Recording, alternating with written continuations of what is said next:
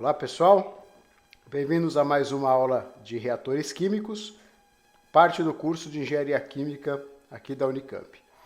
Hoje nós vamos explorar duas alternativas, dois programas, para que a gente possa fazer a modelagem matemática e a resolução de um sistema de EDOs relativo a um sistema reacional contendo reações múltiplas ou reações complexas, reações paralelas, na verdade.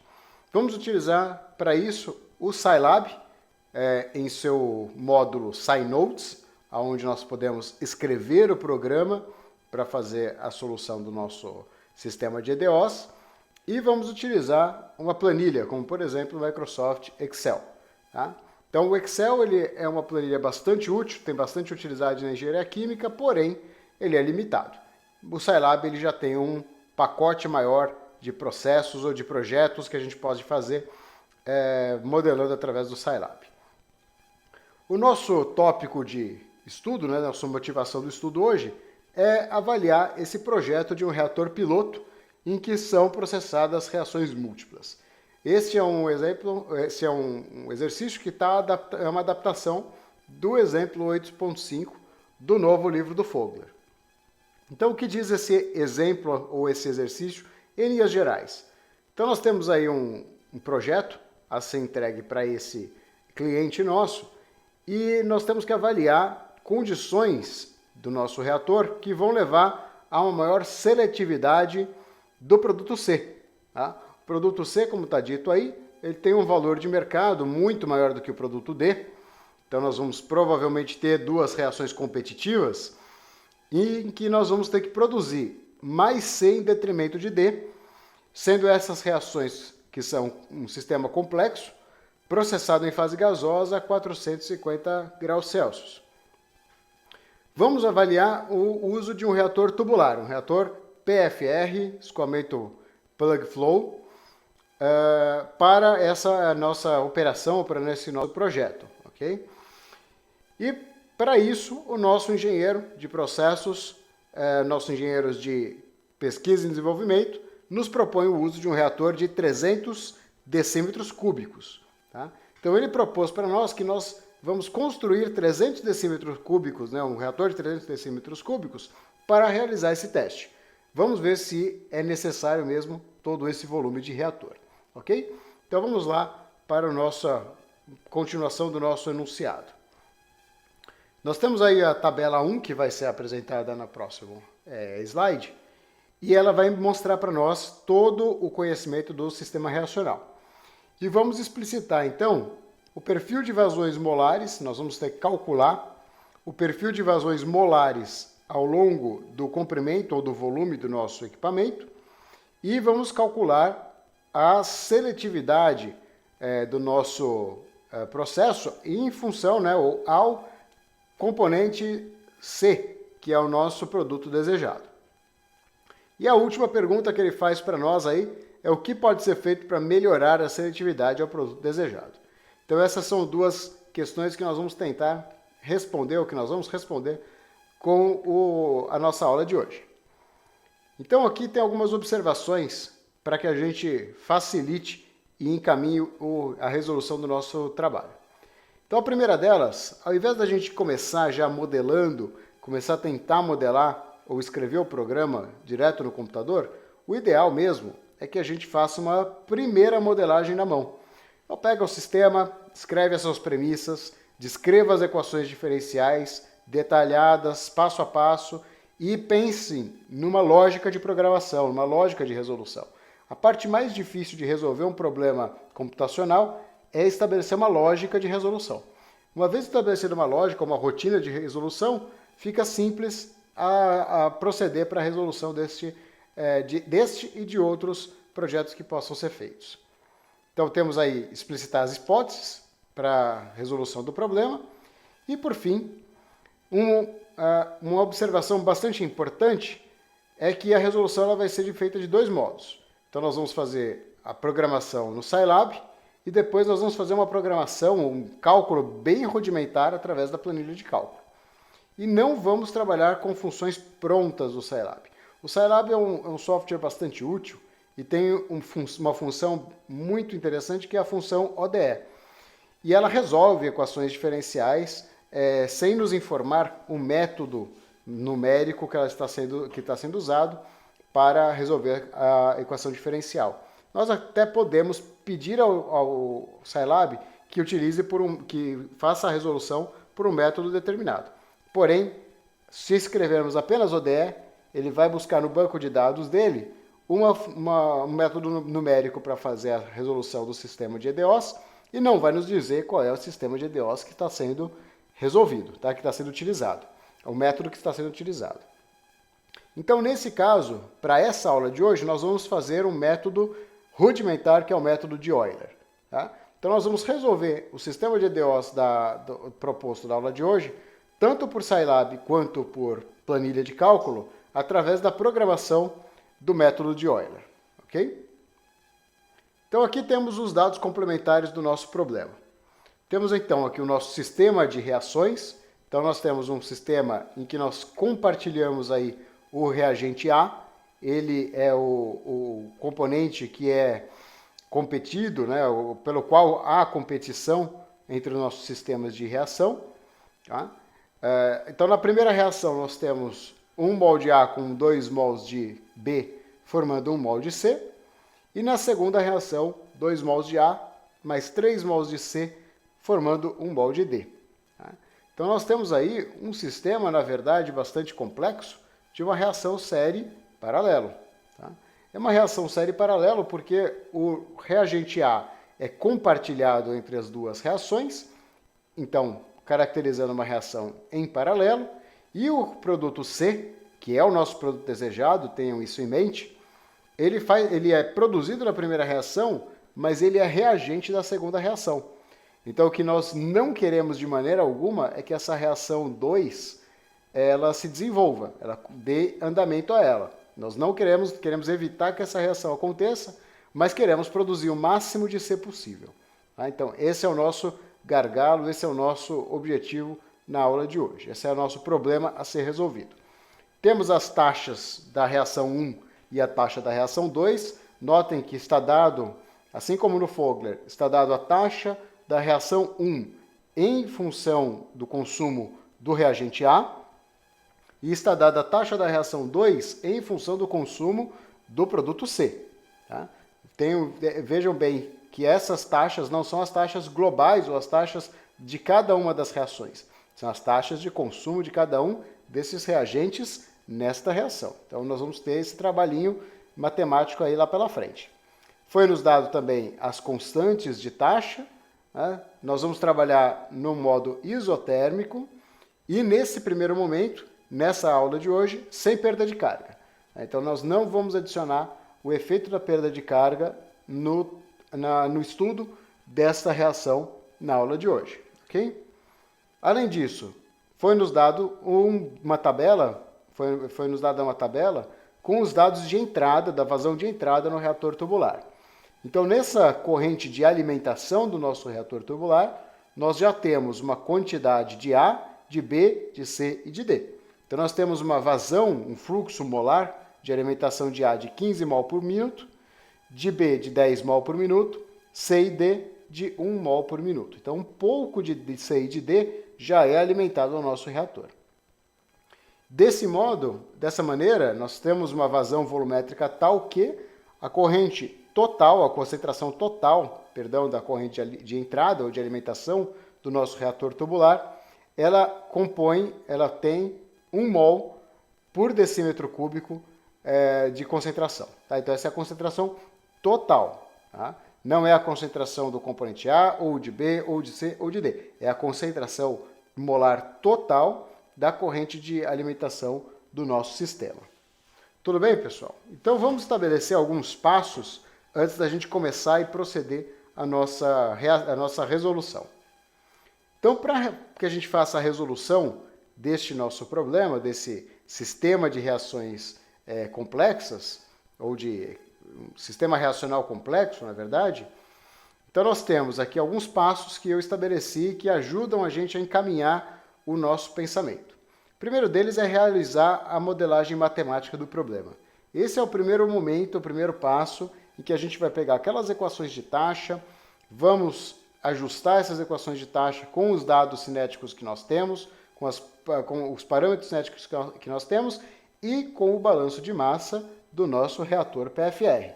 Então, o que nós vamos trabalhar é de forma a descrever os fluxos molares de cada componente como variação desses fluxos em função do comprimento, ou nesse caso, do volume do nosso reator PFR. Tá?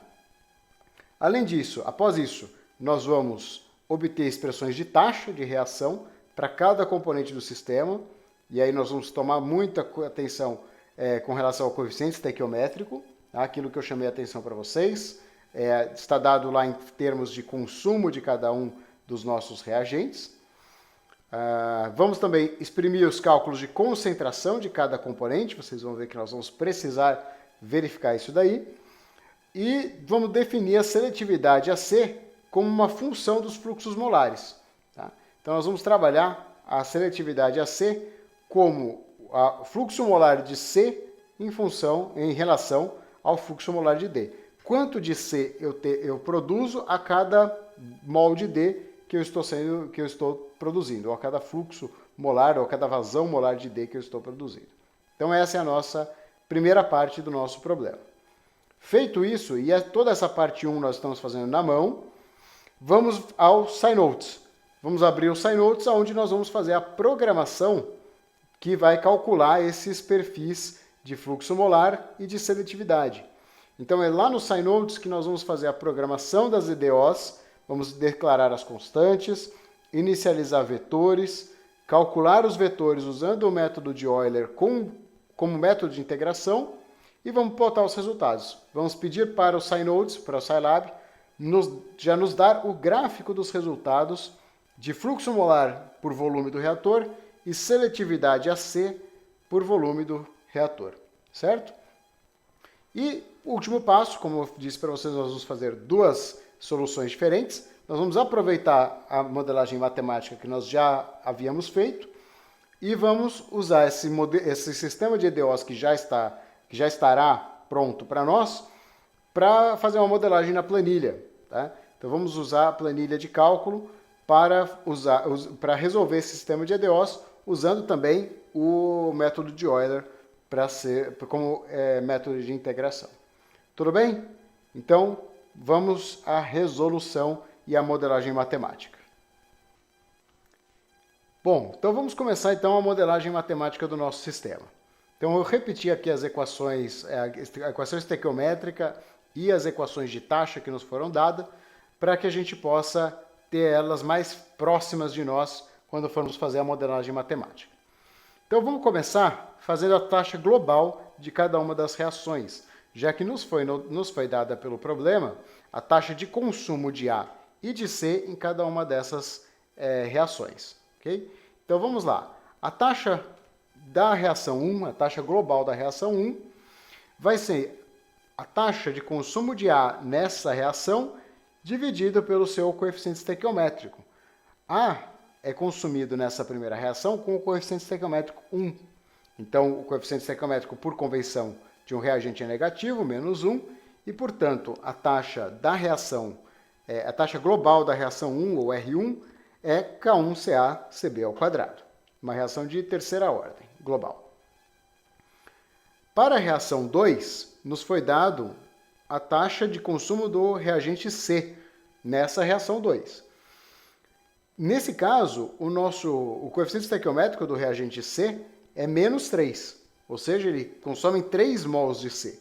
Então, o coeficiente estequiométrico dele, negativo 3, e, portanto, a taxa global da reação 2 é 1/3 da taxa de consumo do reagente C nessa reação 2. Ok? Então, essa é uma reação de quinta ordem. Vejam que é uma reação um pouquinho diferente daquela que nós estamos acostumados, né? Uma cinética global de quinta ordem.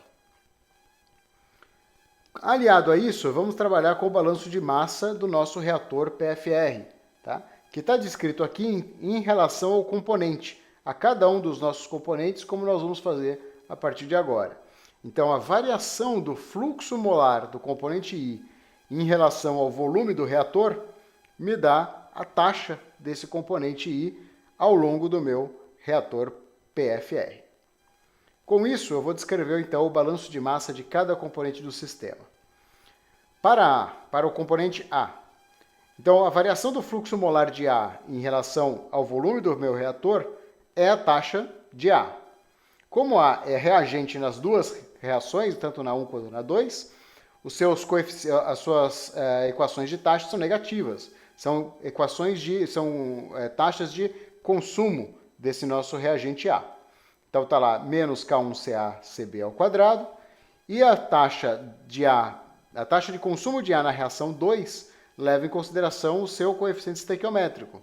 Portanto, ela é 2/3 de K2Ca ao quadrado Cc ao cubo, ou 2 vezes a taxa global da reação 2. Ok? Para B, para o nosso reagente B também é apenas reagente nesse sistema, ele só é consumido, portanto, a variação do seu fluxo molar ao longo do reator ela é decrescente, ela decai, certo? Então, o B tem uma taxa negativa, uma taxa de consumo, e o coeficiente estequiométrico de B é 2. Na reação 1, ele só faz parte da reação 1, portanto, 2 vezes R1 ou menos 2K1 CaCb ao quadrado. Para o componente C, aí que começa a ficar interessante, o componente C ele é produzido na primeira reação, consumido na segunda. Então, a variação do fluxo molar de C ao longo do reator, ela passa por um ponto máximo, né? Então, C começa a ser produzido com uma velocidade R1 e, ao chegar num certo ponto, ele vai começar a ser consumido, tá? Então, ele vai começar a decair com taxa negativa menos RC da reação 2, tá? E como ele foi dado a taxa da reação C já foi dada, então fica mais simples da gente observar isso aí. Por fim, o último componente do nosso sistema, o componente D. Então temos aí dFD/dV, ou a variação do fluxo molar de D ao longo do meu reator. D é apenas produto desse sistema, e ele é produto com taxa igual à taxa da reação 2, tá? O coeficiente estequiométrico de D na reação 2 é 1, portanto ele tem a mesma taxa da reação global, da taxa da reação global 2. 1/3 de K2, Ca ao quadrado, Cc ao cubo. Ok? Vamos em frente, então. Nós já fizemos, então, as relações das EDOs, tá? Então, aquelas já são o conjunto de equações diferenciais ordinárias que nós precisamos resolver para determinar como o fluxo de cada elemento ou de cada componente varia ao longo do meu reator. Porém, a gente não sabe descrever ainda a concentração. Vejam que todas as taxas dependem da concentração desses nossos componentes. E nós não conhecemos ainda a relação entre concentração e fluxo molar. Então eu vou propor o seguinte, vou propor descrever que o fluxo molar total de todos os componentes, de todos os meus componentes do meu sistema, é o somatório dos fluxos molares parciais, ou de cada um deles, no meu sistema. Tá? E esse fluxo molar total, vejam que é uma reação em fase gasosa, a variação de número de mols, a variação de volume ao longo do meu reator, e esse Ft, então, eu vou precisar avaliar ele ponto a ponto ao longo do meu reator PFR. A cada ponto de conversão que eu tenho, a cada pouco que o meu sistema reage ou converte do meu reagente limitante, eu vou ter um Ft, um fluxo molar total, diferente, porque cada um desses meus componentes eles vão ser consumidos ou serem formados de acordo com essa variação de volume também. Tá? Então, com isso, eu vou definir a fração molar de cada componente. Então, a fração molar de cada componente do meu sistema vai ser definida como fluxo molar de cada um do componente, então YI é o fluxo molar desse componente I, sobre o somatório dos fluxos molares de todos os componentes I, então é FI sobre FT, ou seja, o fluxo molar de um componente sobre o fluxo molar total nesse meu sistema. Tá? E assim, então, eu posso descrever a fração molar de cada um deles, de cada componente, como função dessas variáveis aí que eu acabei de descrever para vocês. Tudo bem? Vamos, então, exprimir agora a concentração. Agora que nós conhecemos a fração molar, nós conhecemos como que ela varia ao longo do meu reator, porque cada vez que eu tenho um fluxo molar diferente, eu tenho um FT também diferente, e ali já está dentro desse cálculo a variação de volume do meu sistema como um todo, eu vou agora então descrever a concentração de cada um dos meus componentes do meu sistema. Tá? Lembrando que eu conheço a concentração total da corrente de alimentação. Tá? Então agora eu vou exprimir a concentração de cada componente em cada um dos pontos do meu reator, em cada um dos meus pontos de conversão do meu reator, através da sua fração molar e da concentração total de alimentação, da corrente de alimentação do reator. Portanto, eu posso dizer que a minha concentração de A, e isso vale para todos os outros componentes, como está descrito aí para vocês, a concentração de A vai ser, em um ponto, vai ser a concentração total no início do meu reator, vezes a fração molar de A naquele ponto. Tudo bem?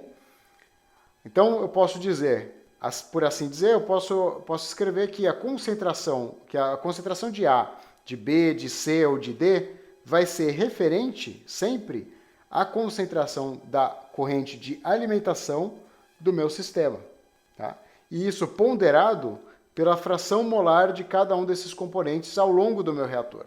Notem que a relação que muda aí, que descreve essa variação ao longo do reator, é a própria relação FA sobre FT, FB sobre FT, FC sobre FT, FD sobre FT. Tá? A cada ponto de conversão que eu tenho, a cada passo que eu vou dar de conversão, essa relação muda.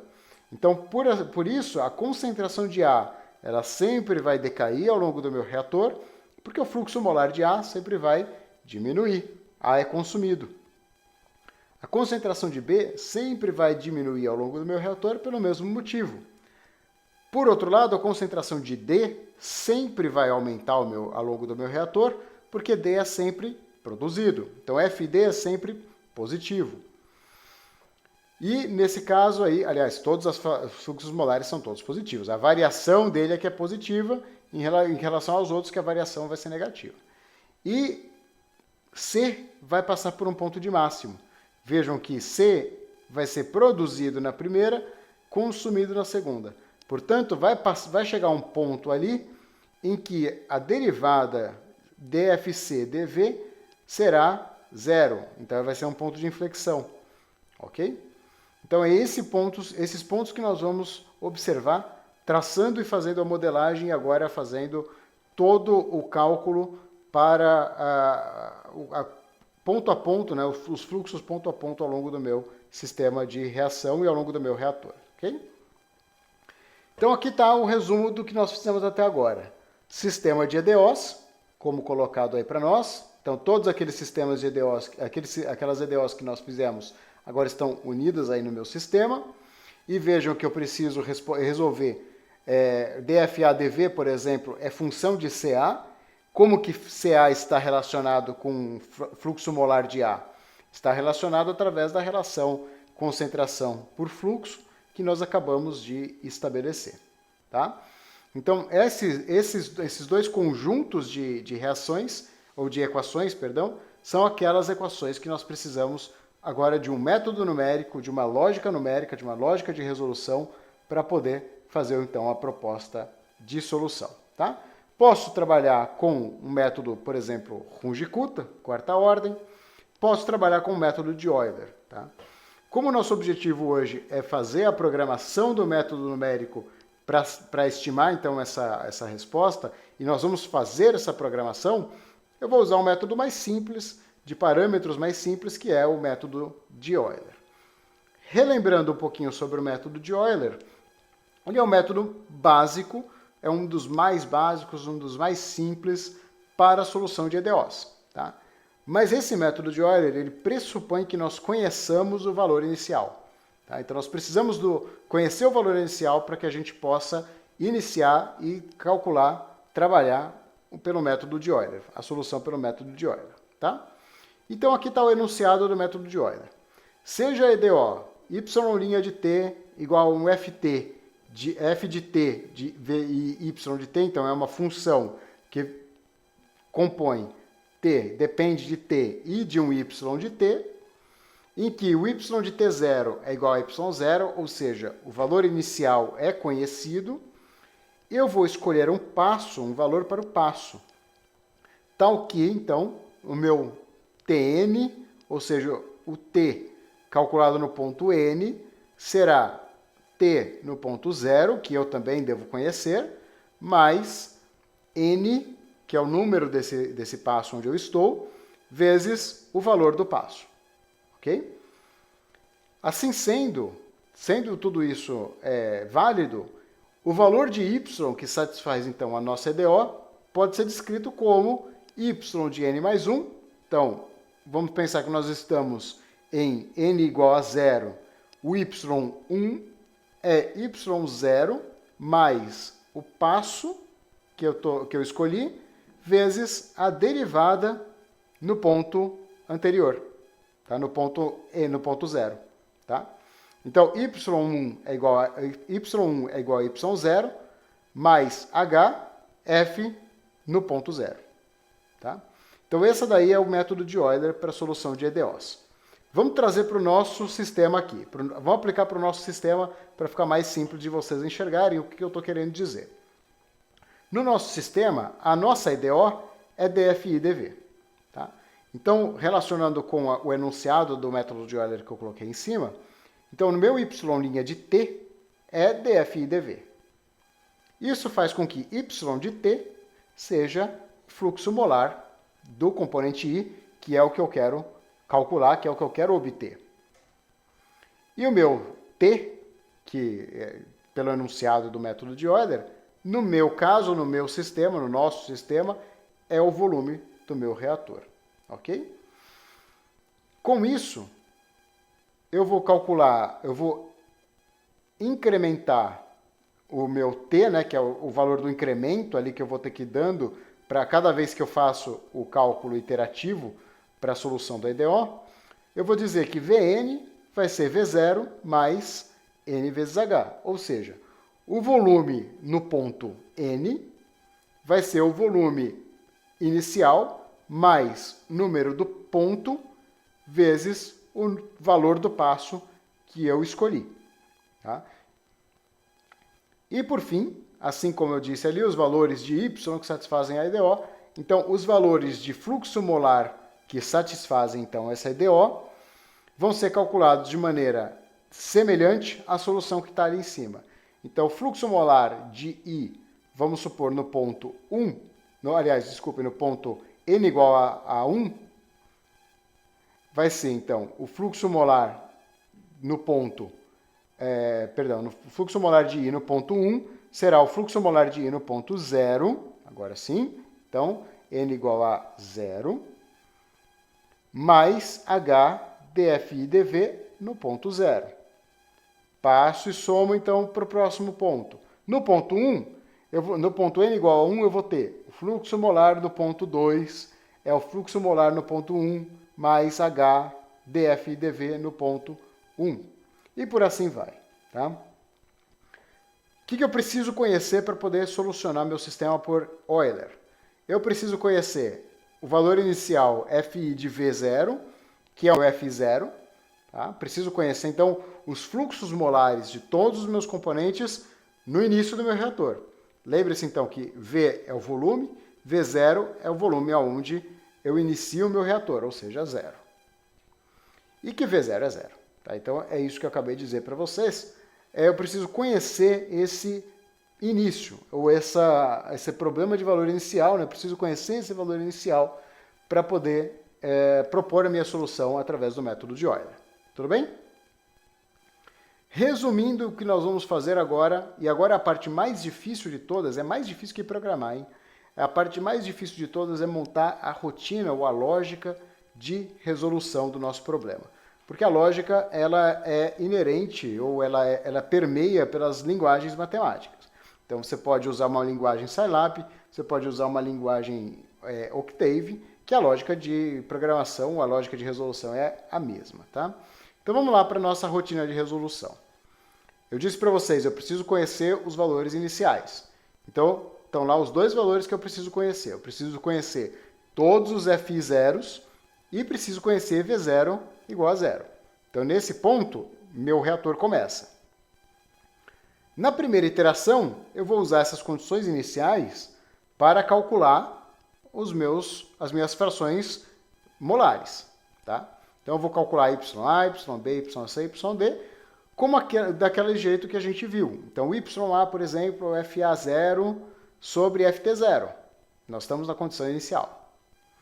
Calculadas as frações molares, nós vamos calcular as concentrações desses nossos componentes, através do uso das frações molares e da concentração total de alimentação, tá? Que nós também conhecemos.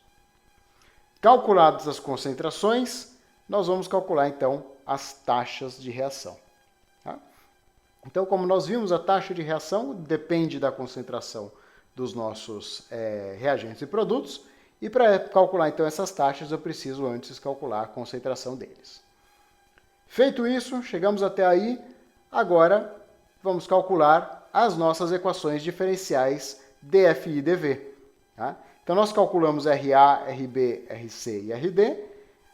Nós já sabemos que dFA, dV é RA, dFB, dV é RB, e por assim sucessivamente.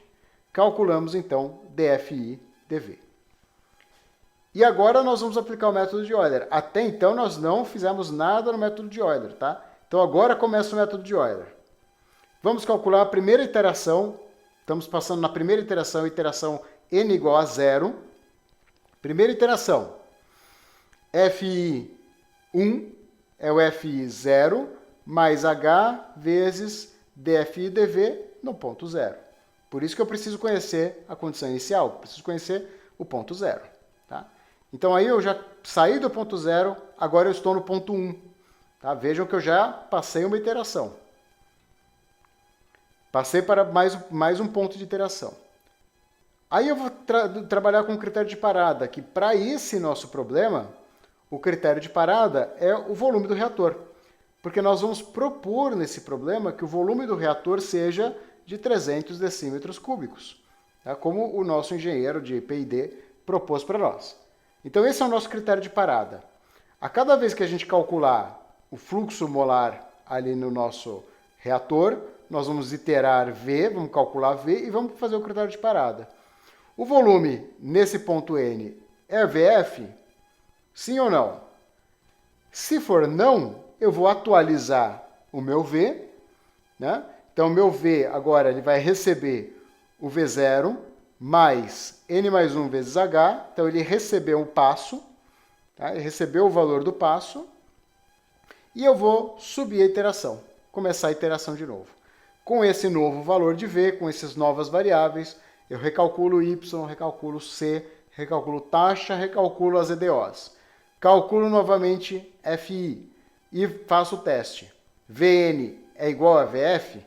Cheguei no meu ponto final, no ponto onde o volume é igual àquele que eu tinha proposto no início? Se não, volto a iterar até que esse valor seja satisfeito. Quando esse critério de parada for satisfeito, então eu chego e digo sim. Então, o meu FI é o FF. Ou seja, cheguei no ponto final do meu reator. Cheguei no volume final do meu reator. Portanto, aquele fluxo molar que eu calculei por último é o meu fluxo molar na saída do meu reator PFR. Tudo bem, pessoal? Então, essa daqui é a nossa rotina de resolução. Agora, nós vamos partir para o Scilab. vamos para o Scilab, vamos montar a nossa rotina de resolução lá no Scilab, nós vamos pegar essa rotina de resolução e eu vou mostrar para vocês o programa já pronto, para vocês verem como eu destrinchei essa rotina de resolução em linguagem Scilab, tá bom? Então, vamos ao Scilab. Pessoal, então estamos aqui já no Scilab, com o Scilab aberto. Essa aqui é a cara geral do nosso Scilab.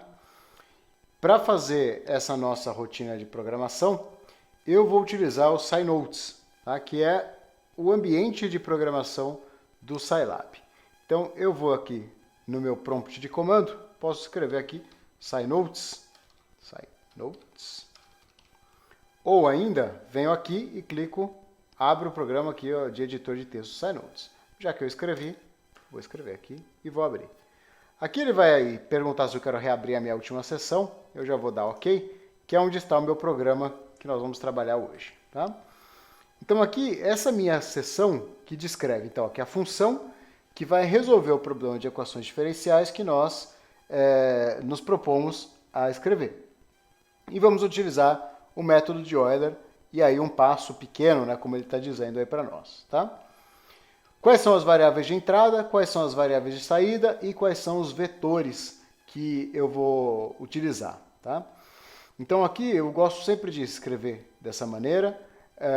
Primeiro escrever o que eu estou passando para o meu sistema, o que eu estou saindo do meu sistema. Então, quando ele diz ali, ó, volume inicial, volume final, número de divisões, está aqui. Tá?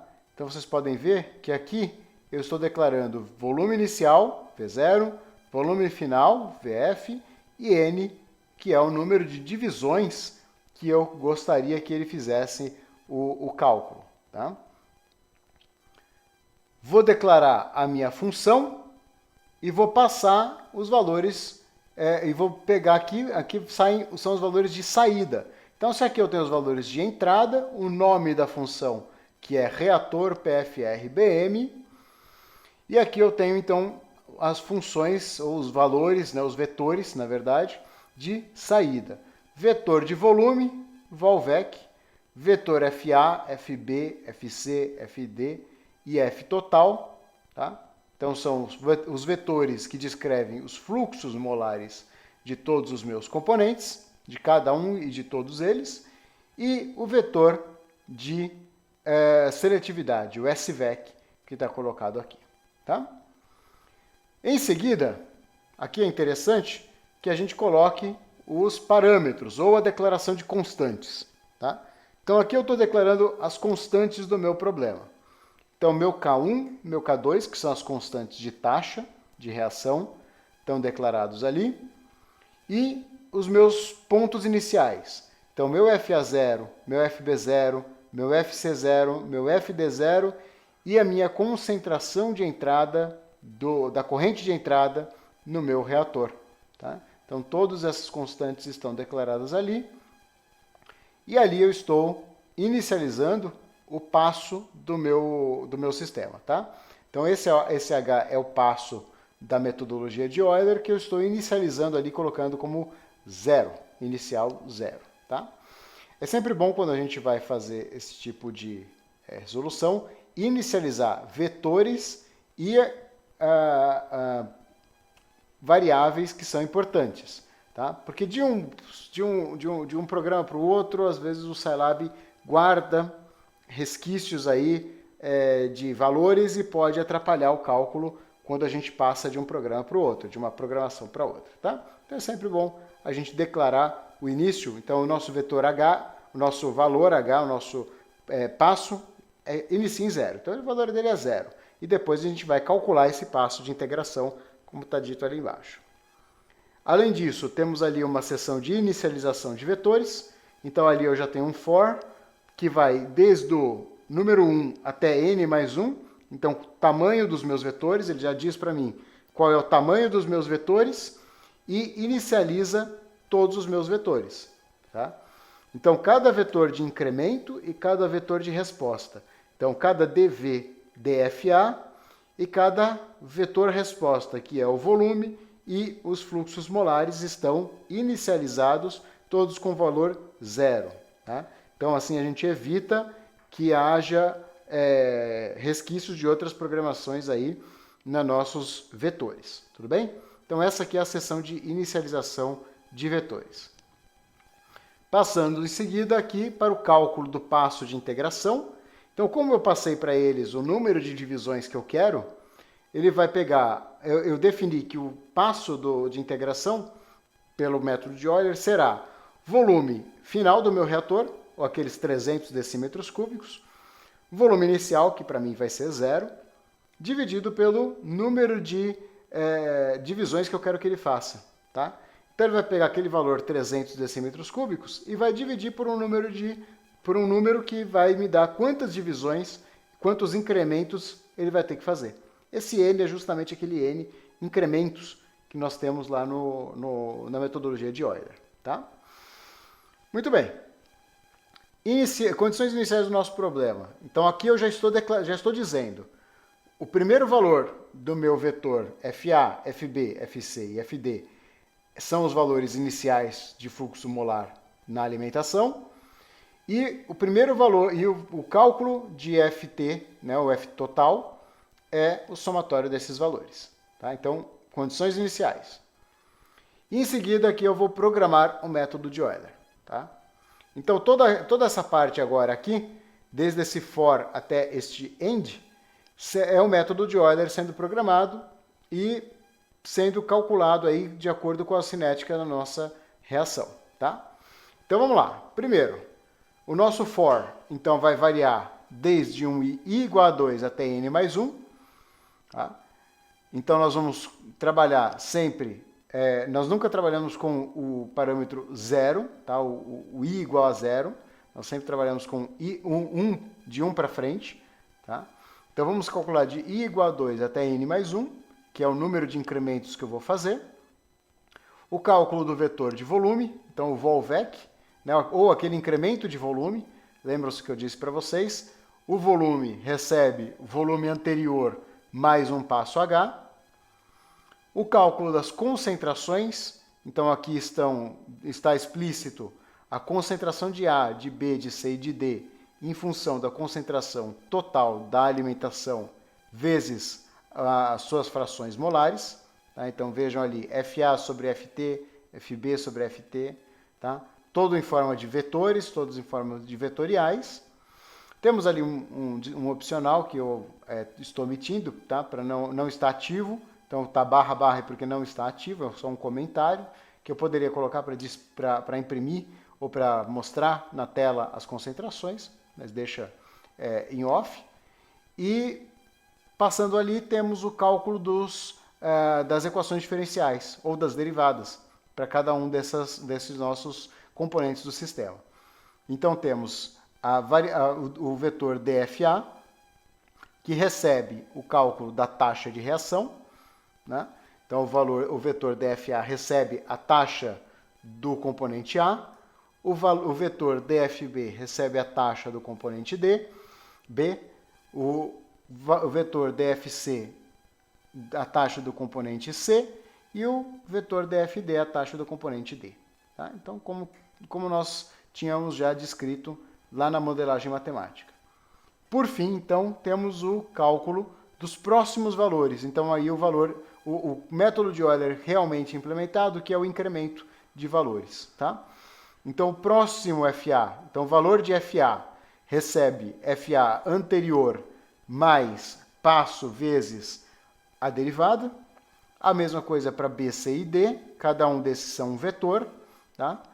FT recebe a soma dos fluxos molares daquele passo, daquele momento, né? daquela iteração.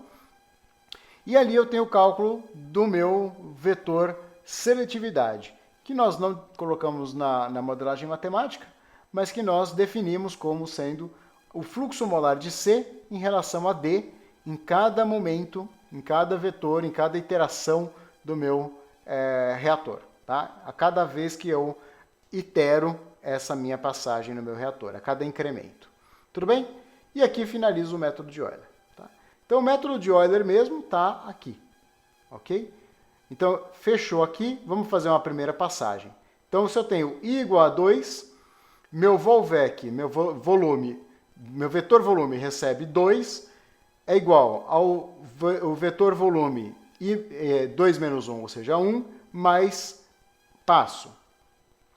A concentração de A recebe os valores do vetor anterior, do vetor 1, que nós já sabemos que é os valores iniciais, que são os valores iniciais. Passamos ali para as equações diferenciais. Então, o nosso DFA, o vetor DFA, recebe o valor anterior, né, utilizando as concentrações de A, B e C, que são calculadas ali nas linhas superiores. Em seguida, o método de Euler está sendo resolvido, calculando explicitamente aí o valor FA, FB, FC e FD. Tudo bem, pessoal? Então aqui nós temos o método de Euler. Por fim, temos aqui a seção de plotagem ou de gráficos. Então aqui no finalzinho da minha função, eu vou plotar, já vou pedir que ele plote para mim o gráfico em que, vou chamar de figura 1, e ele vai plotar para mim o volume do reator, né? Então ele vai plotar FA, FB, FC e FD em função do volume do reator. Então aqui eu sempre tenho X e aqui eu sempre tenho os valores de Y, tá? X-label, então eu vou pedir para que ele coloque legenda na figura, no eixo X como sendo volume em decímetros cúbicos, aqui um tamanho de fonte. Y-label é vazões molares, né, nas suas unidades. E a legenda, eu vou pedir para que ele coloque uma legenda para mostrar quais são as curvas FA, FB, FD e FC. Ok? Por fim, na figura 2, eu vou pedir para ele plotar os valores do vetor seletividade ao longo do meu reator. Tá? Então, plot XY, então plot volume e vetor seletividade, com X-label e X-label, como eu coloquei, X-label e Y-label, como eu coloquei ali para vocês, e fim da função. Tudo bem? Então, feito isso, olha, a função está declarada aqui.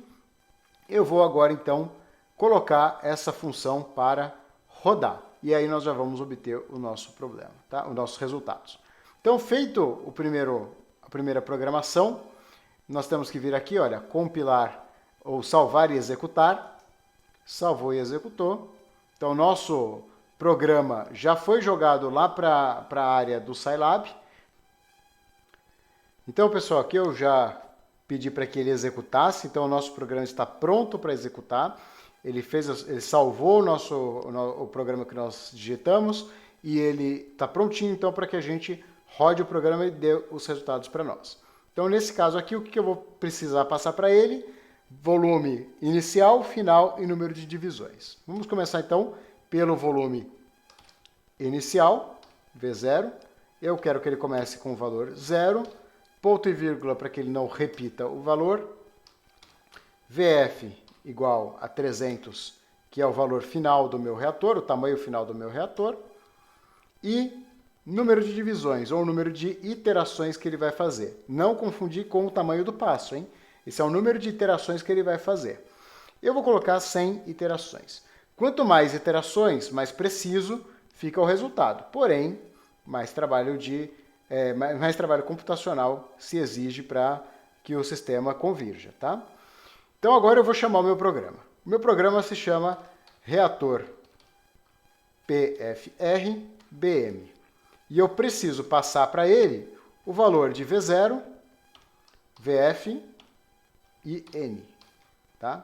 E eu vou dar um ponto e vírgula para que ele não mostre para mim, mostre para mim todos os resultados que ele vai ter, senão vai encher minha tela aqui. Estou só interessado nos gráficos que ele vai obter para mim. E vou dar um Enter aqui. Então aqui, após um curto período de tempo, ele me dá, então, os resultados gráficos. Tá? Então, vamos explorar esse aqui primeiro. Temos aqui, então, as vazões molares de cada um dos meus componentes ao longo do meu reator. Ele já mostrou para mim a janela gráfica prontinha, tá? Como o X-label, o Y-label, né? Ele já tinha colocado, ele já mostrou para mim tudo certinho. As curvas tá? E como nós tínhamos pensado, nós tínhamos visto, a curva C, o fluxo molar de C tem uma inclinação e tem uma inversão aqui, né? Tem uma inflexão, tá? Então ele é produzido e depois ele é consumido. A e B são só consumidos porque são reagentes. Tá? Eu vou mostrar para vocês lá na apresentação esses gráficos melhores, mas aqui eu só estou mostrando que o Scilab ele já nos dá o gráfico prontinho. Portanto, então aqui ele nos deu os gráficos, como nós já interpretamos um pouquinho, os fluxos molares em relação ao tamanho do meu reator e a seletividade ao longo do meu reator. E como era da gente esperar, como nós temos um ponto de inflexão para o fluxo molar de C, então a partir de um momento ele só é consumido, ele não é mais produzido em grande quantidade. Então não é muito interessante a gente trabalhar com um reator de 300 decímetros cúbicos, tá? Sendo que o ponto máximo de produção de C está aqui por volta de 50 decímetros cúbicos. Tá?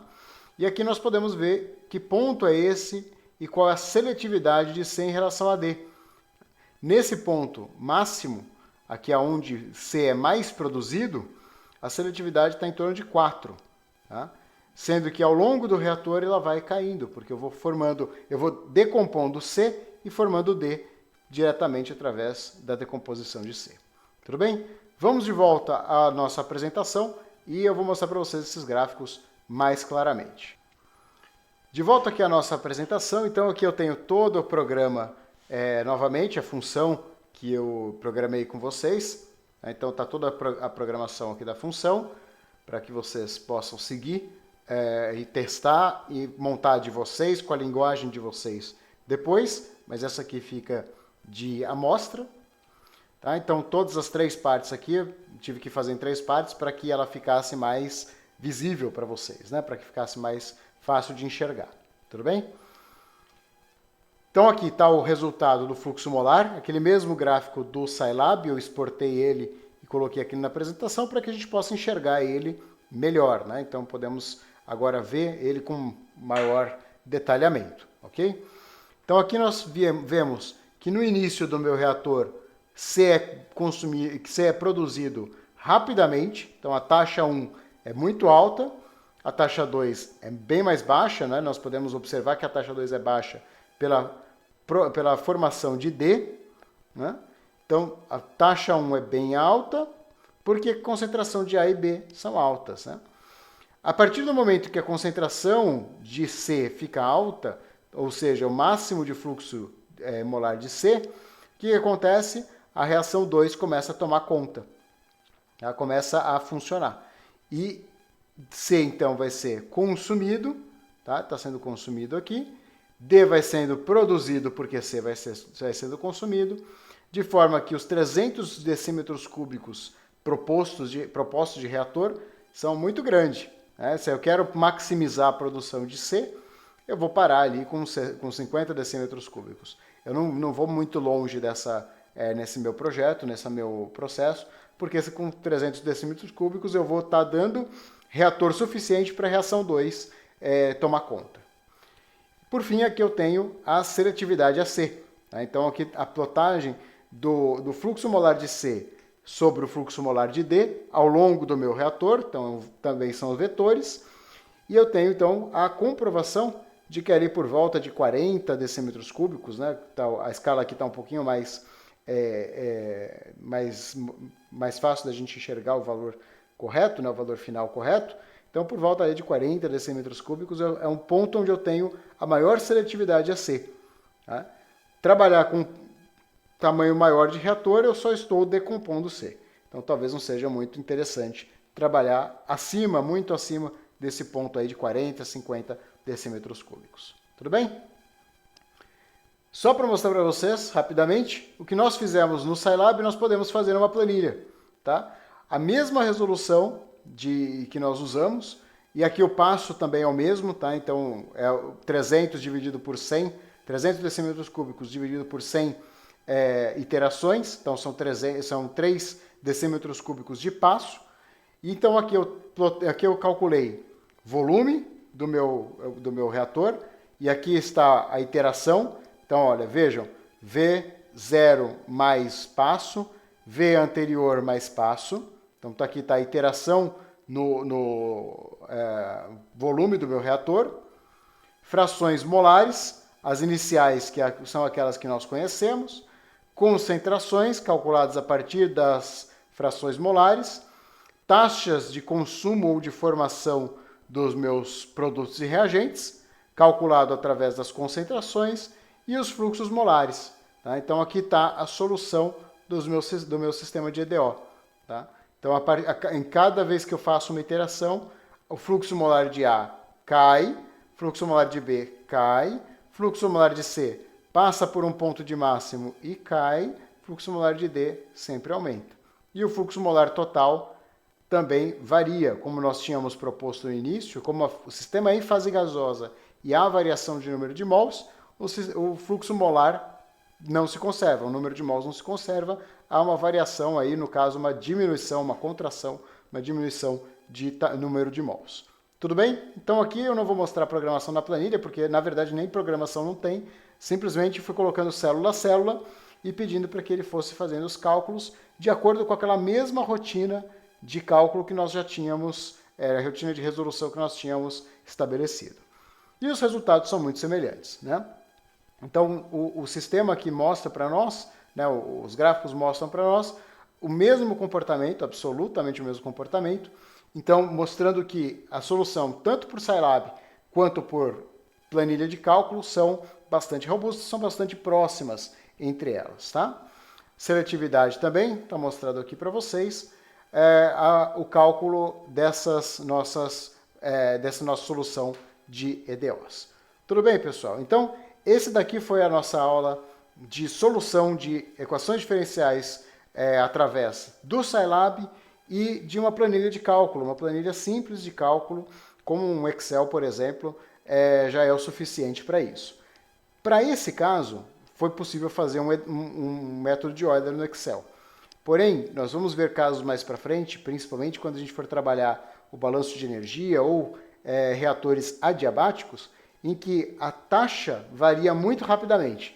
E aí o método de Euler começa a ficar menos preciso. Tá? Nós vamos então ver isso um pouquinho mais para frente. Por enquanto, o método de Euler para um reator isotérmico, para uma taxa de variação razoável, aí, ele é muito bom para nós. Muito simples de ser implementado, tanto no Scilab quanto na planilha Excel. Tudo bem? Então ficam mais essas duas ferramentas para vocês aproveitarem, trabalharem e treinarem o uso delas aí para a solução das EDOs. Ok? Então, deixo aqui o finalzinho as referências usadas nessa nossa aula, principalmente o livro do Fogler, que foi de onde eu tirei o exemplo para passar para vocês, e um agradecimento aí ao Grupo PET da nossa Faculdade de Engenharia Química da Unicamp, que montou uma apostila, um curso de Scilab muito interessante e de onde eu tirei várias partes dessa programação.